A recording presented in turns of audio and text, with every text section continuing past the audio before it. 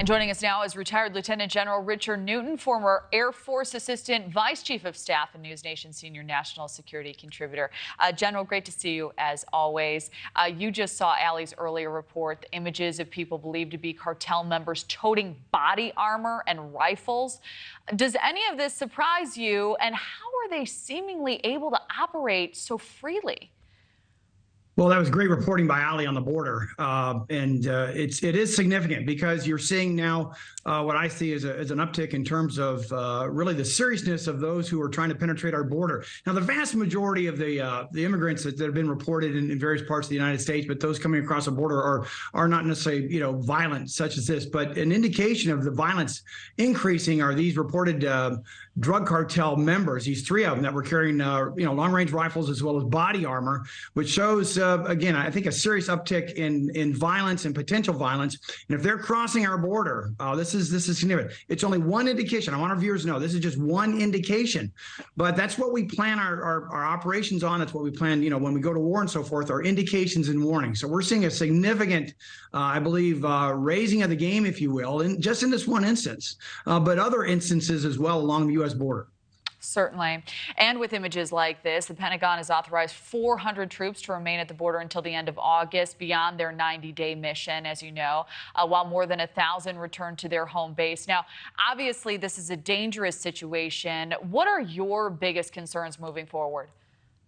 Well, first and foremost, my biggest concern is that the American people understand that this is a vital national security interest of the United States. Maybe the top national security interest is to protect our borders.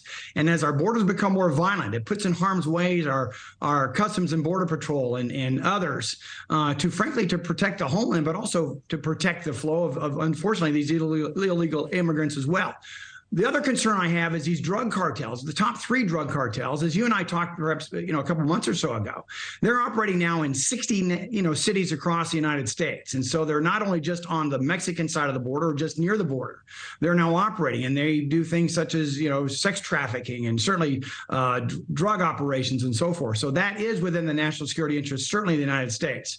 And we've got to pay very close attention to this because it's not going to get any better. It's going to get worse.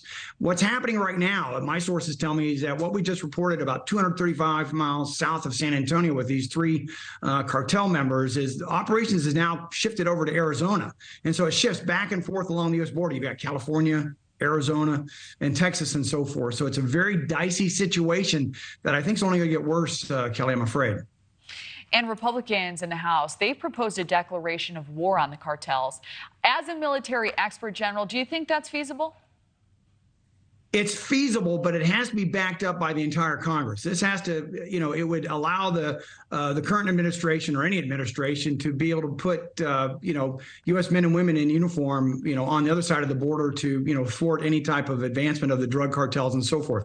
That's a big step. I know Senator Lindsey Graham has been leading that charge as well. My jury's still out on that, whether we should do it. However, I think it's a card that we can play in the event that we see ever increasing threats from these cartels, and to show not only the cartels but the rest of the world that we are certainly more than willing and going to demonstrate the fact that we would put our men and women, over the border to thwart these cartels from operating, not only just certainly on the border, but as I mentioned, these 60 cities or so that where the cartels are operating. Yeah, and it has an impact, of course, on the entire country. And, as you know, General, it's been almost 3 months since the end of Title 42. The number of apprehensions has gone down drastically since then. How do you read it? Could that be a sign things are improving at the border in any way?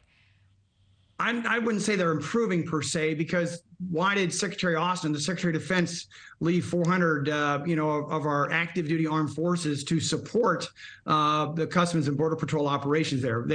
So their mission is going to be extended at least through 31 August. That's one indication to me.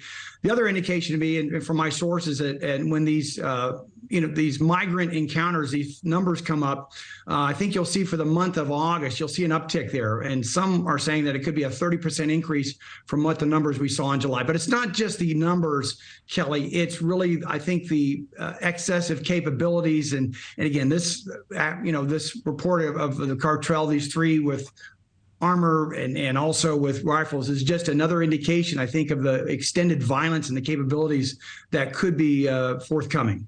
Absolutely a disturbing update. All right, General Richard Newton, thank you as always for weighing in.